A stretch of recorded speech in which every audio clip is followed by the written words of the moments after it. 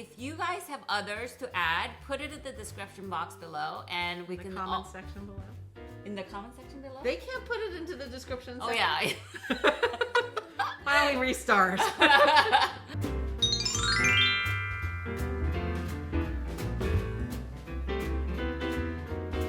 everyone, welcome to my channel. Today I'm here with my sister. Hi. We're gonna talk about 10 design flaws that you should avoid when buying luxury bags. And we came up with 10, and if you guys have others to add, please put it in the comment section below so that we could all learn from each other. And if you think what we've mentioned is wrong, let us know that too, because some of these things are things that we came up with, and we don't have some of these bags, so we don't know for sure, but that's what we're thinking. The reason why I said that we wanted to talk about luxury bags is if the price point was cheaper, then of course, it doesn't matter. I will buy a fabric bag. Right. So, we're talking about pricey items that we want to make sure will last and won't show a lot of wear and tear and, will hold up well. We have 10 that we've written down, and we're going to look down every once in a while. But here, first thing that we thought of was closures. Watch out for closures that can pop. So one thing I thought of is the Chanel WOCs, especially the older ones. Mm-hmm. They used to have they used to have a snap closure, mm-hmm. and it's fine if you don't put that much in it, but it's already a thin bag. And I've seen so many women wear that crossbody looking really good, but it's popped open because they've overstuffed it, and it is because it's just a snap. Right.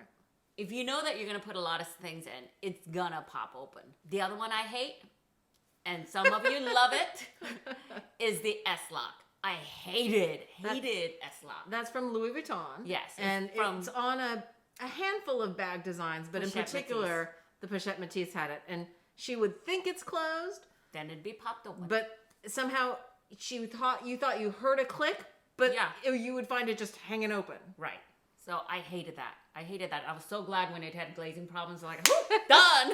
Yeah, you got rid of it really fast.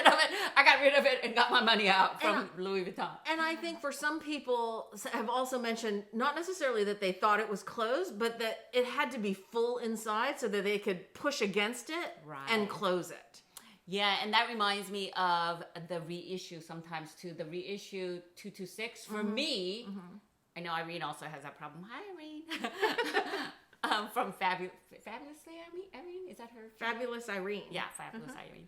Anyway, I know she has that problem with her reissue, where because it's square, somehow it's not always. So you don't have a problem though. I don't have an issue with it, but it's a rectangle, and then the surrounding area is also a rectangle, so it needs to perfectly fit, square cube in a square hole, round, block in a round hole.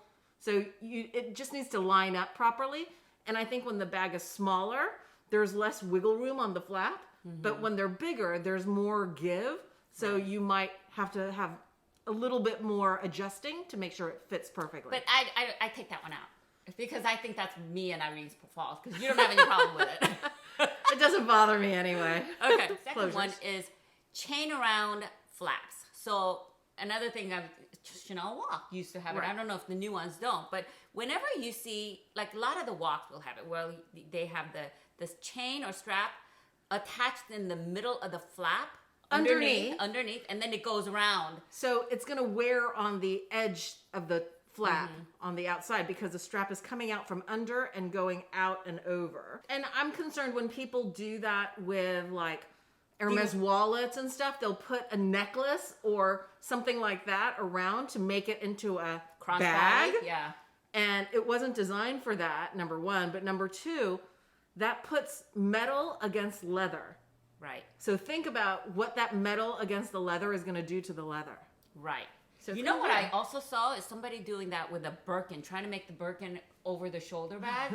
So they would put some kind of a strap through the sangles on the side. Yeah. Uh-huh. I'm thinking if you wear that, it's going to stretch out the leather. It stretches out the sangles that it's attached to, for sure. Right. They do not recommend it, but people do what they do because they want to make the bag more usable. But meantime, they could be stretching out. yeah, they could be damaging their bag. So chain around the flap. Be careful of that. I mean, I avoid those kind of. Yeah. And some of the older Chanel bags were designed that way, not just WOCs. Number 3 is sharp corners. So I sold an Iena MM, which is beautifully designed, except for the stupid corners were so sharp. It was folded over and it was sharp.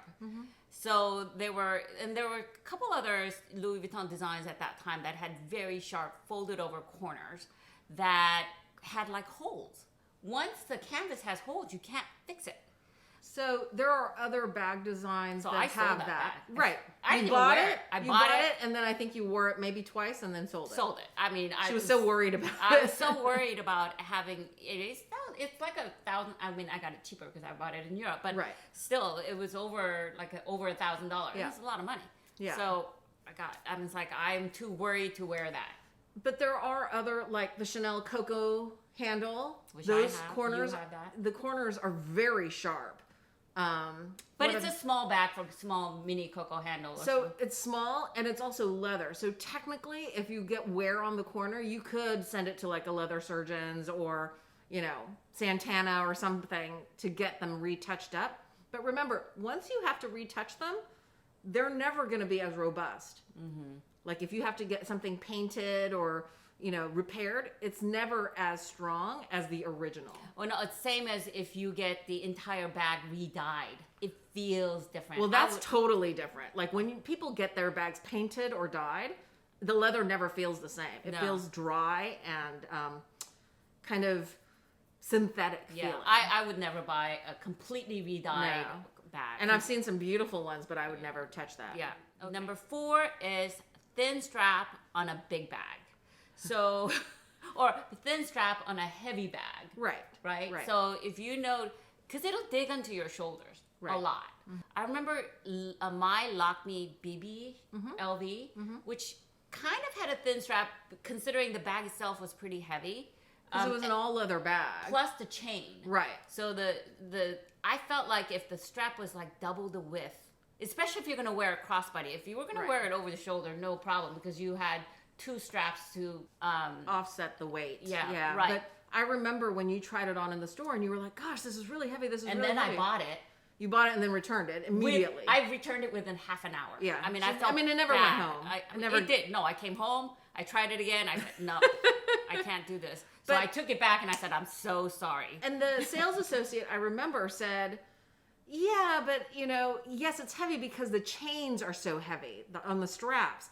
And we were like the Gucci bag is not heavy. And she was like, well, that metal on those Gucci bags are hollow. This one is whereas solid. This is solid metal, so it's just got more weight to it. And the even though it's leather, the leather itself, if it was a little bit wider, I felt like it wasn't gonna dig my shoulder. Right. But it was like I felt like it was. If I wore that for a long time crossbody, that would and similarly, I would say larger reissues because it's just chain.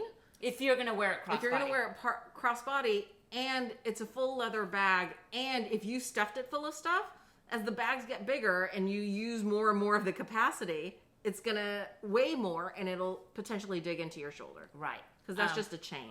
Number 5 is materials to avoid.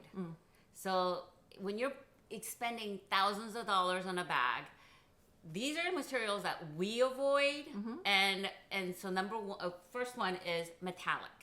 I know there's some beautiful metallic, gorgeous, and it's fine if you're just gonna wear it every so often. But I'm thinking long terms. Whenever I buy bags, although I just bought a lambskin bag, I think of can I wear it several times a week and not worry about it wearing out? The problem is I've seen a metallic silver 225 in a consignment store, and the corners have worn, and you can't fix it because you can't fix it. You can't, nobody can match that metallic. When you talk to leather surgeons or like a Santana, they'll tell you they just cannot repair the metallic as well as they can regular leather. And it kind of looks bald because because you see the gray of the actual leather underneath the metallic that has rubbed off. Yeah, so. I don't touch it. No, you don't buy that. I mean, but if, I know a lot of people, some of those metallic colors were The very unicorn in. bags, the rainbow bags, people love them. That's not my style. I don't like super colorful things like that, so it's not a big loss to me, but if you're going to have it as a collection, that's fine. But if you're going to try to wear it consistently, then I'm not so sure that I would invest my money in it. Yeah. Of course, if you do, that's you. And you love it and enjoy it, fantastic. All of these things are just our opinions. So if you love it and you're super careful with your bags and, I just... Good for you. Yeah, fantastic. Yeah. Perforated leather and patent leather and patent or vernis leather. So I used to have a vernis pochette accessoire, red. Mm-hmm. It got a little nick. Mm-hmm. There was no way we could fix it. Right. And vernis or patent leather also sometimes can get sticky when it gets older, and sometimes it can yellow the actual coating. Mm-hmm. So I just avoid it. You can get like newspaper print on it, or it can get transfer that sticks to it, and you can't clean it. You can't fix it. Right. Mm-hmm. So, and it can get like a haze on it, so it's not clear, crystal clear, like how it started and how it looks beautiful. So patent, I think, just has a lot of potential issues. I've seen beautiful patent leather bags. And people really, if you take care of your stuff for all of these, it's null and void. Don't worry about it. Right. I mean, but if I live we live in a humid climate, I don't know that I would risk it here. Right. Okay. So perforated leather? I think it's just less robust. Some people say it's coming back in style. There was a wave of those perforated bags, but I mean, I think yes, it's potentially more detail, but I think it's less robust. It can lose its structure more. It's potential for a snag to get into one of those little perforations. Why? Right. Okay. The other one is, fabrics. Fabric bags? Yeah, like they're just much more delicate. Oh. So if you're gonna have fabric. For special occasions or whatever, for fantastic. Or if your lifestyle is such that you just, you keep things super clean, fine. But satin bags, canvas bags, silk bags, and tweed you mean canvas bags. That's not treated. Yeah. Uncoated. I had a satin Chanel bag. I didn't use it. I used it like 5 times the entire 25 years I've had. And I saw a little bit of satin kind of fraying a little bit. A little tiny bit. Mm-hmm. But it made you so nervous. Oh my God, yeah, because it was $550. I still remember. Which you think is nothing, right? In today's prices, like a $550 Chanel bag, you're thinking, oh my God, that's like the bargain of the century. $550. That was a lot of money for me in the 80s. So, and also when I sold it, I sold it, I made a little bit of, it's not even a profit, but I sold it for $800 or $850 or something. Yeah, so they're not going to retain their value like the leather bags do. Yeah, I should have gotten the lambskin. Okay, but it was a couple $100 more expensive at that time. So I didn't. This is going down a rabbit hole of old stories. Shoulda, coulda, woulda. Yeah. Dark clothes, careful with lighter bags. So this isn't a design flaw. No. It's just that you have to be careful. Like other things that we've talked about, I consider more like potential flaws. Yeah, that's true. But this is... Okay, so make it 9. No, but it's true. Like if you're going to buy a light color bag, you just have to be careful about what you're wearing. Yeah, you know what? I didn't know that until I was really into luxury bags. Right. And I remember looking at Damier Azur bag and Louis Vuitton, and the sales associate said, you can get color transfer. I said, what? Yeah. If you're wearing blue jeans and you're carrying this tote bag. At that time, I was like, I'm paying $850 or whatever. And he was like, yeah. You mean this can get color transfer? Thinking that it was a flaw of the bag. Really, it's any light bag. Any light bag. Any white bag. I didn't know it. Right. So, I mean, the little mini that I bought with a white stripe down the middle, that's the first thing the sales associate said. This can get color transfer on this white section. So be careful what you're wearing. Right. Or hold it away from your body. So don't cross body it. Hold it by the handle. Right. I have a white bag only because it's Bali and it's cheaper and mom gave it to me. And so, but I would not spend thousands of dollars on a white bag for me. Right. Well, I have a Saint Laurent little white bag, but it's relatively cheaper. Relatively cheaper, and it's a robust caviar, and it's a novelty bag. It's a small little tiny bag. Right. Okay. avoid heavy bags? Yeah, there's just if you want a bag, like an everyday bag that you carry around to run your errands, to spend all day out and about, you don't want a heavy bag, especially if you have neck problems or back problems or anything like that. So you love it. I don't care. I don't love heavy bags. But Don't get me wrong. But you said that really bothers me. Right, it doesn't bother me. Especially if, because I have back problems and shoulder problems, I would not like your Capucine BB because that thing right. is It's heavy. all leather outside, leather inside, and it is heavier. People talk about how the Capucine BB, even though it's a smaller size, it's not the mini, but that it's heavy. Yeah, so the weight of the bag is very, very important as far Right. as a design flaw per se. Right. Like my Chanel boy bag, the straps, the chain on those straps is thick metal and it's heavy. And it's got metal, interwoven around the design of the bag. And so there's more metal on the bag. Likewise, my Lady Dior that has all the studs on it. I mean, those studs add up. You might think tiny little studs, doesn't matter, but that bag is very heavy. I also felt like the Chanel 19, I've tried that several times because I think it is so functional and people love it. But for me, that was heavy because the chains were heavy. There's so many chains on it. Yeah, and also the And it's heavy, thick chains. Little strap of leather on top of, to protect your shoulder. It was like this long. Right. So if you kind of shift it different ways, then you're hitting the metal on your shoulder. Right. And I think that's a design flaw. When they have like a shoulder cushion, it should be big enough so that if you shiver, covers from here to here, not just like the width of somebody's shoulder. Yeah, because you're going to shift your bag around. You're going to shift your bag around and move your crossbody. Move your crossbody bag in different positions. So if your leather portion of it is only that long, right, that's going to be a problem.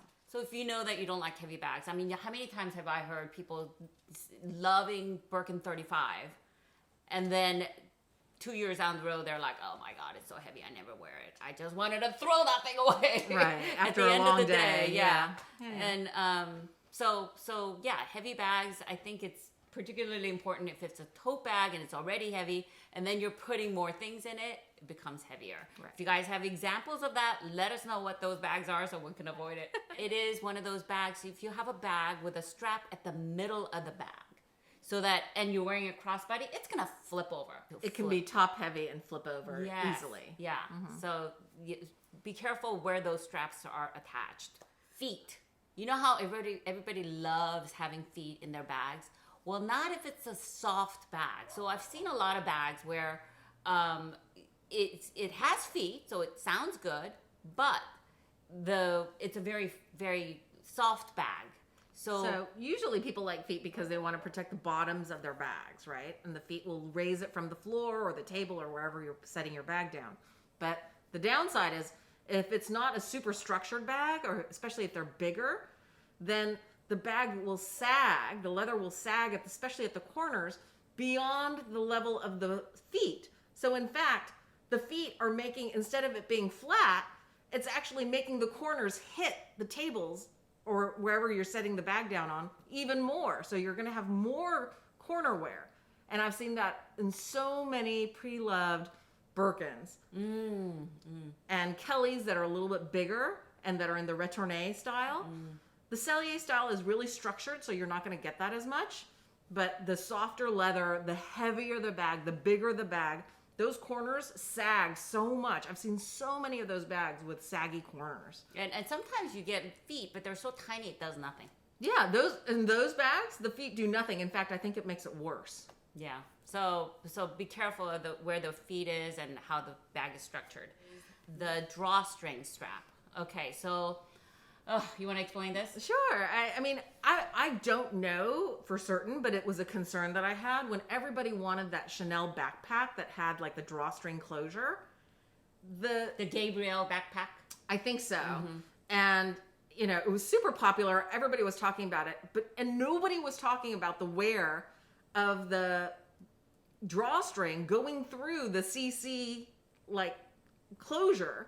So they were pulling the straps to close the bag at the top, like cinch the bag. The friction against the leather and metal straps going through that closure, I can't imagine it wouldn't show wear over time.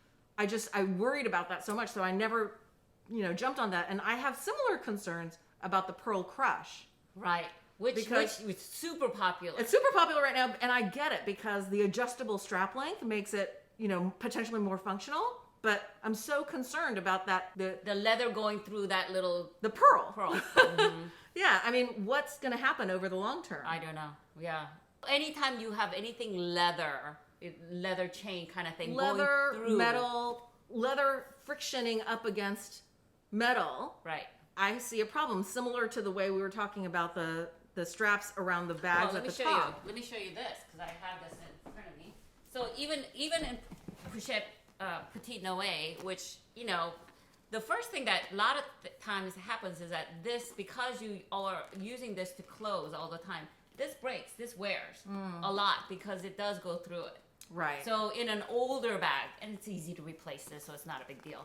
But like the Chanel ones, leather and metal straps that are, the leather's woven through the strap, that's not cheap, especially if you want Chanel. Right.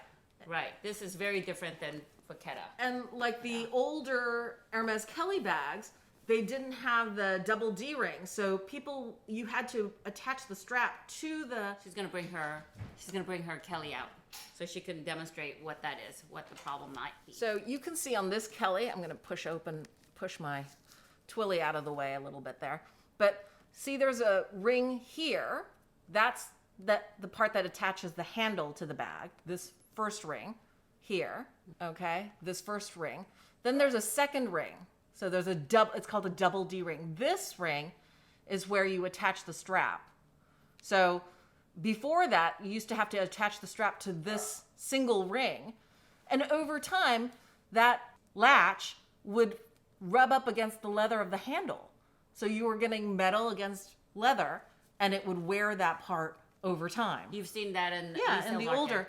So the older bags that don't have this double D ring, in general, are about $1,000 cheaper. And I would call it now a design flaw because clearly Hermes thought so because they changed it to this. Okay. Is that 10? I think that was 10. That was 10. Yeah. So if you guys have any design flaw things that you can think of, please put it in the comment box. Not the comment box. Yes, that is a comment box. In the comment section so that we can share all the information with each other. And again, some of these are just what we think based on sort of the physics that we're thinking about, but we don't know for sure because some of these bags we don't own. So I thought this is a nice way to get a discussion going because these are such expensive items. You want to make sure that you know what you're getting into. If you love metallic, get the metallic. Right. But know what you're getting into so that you can be careful about using it in certain ways and know the functionality of bag.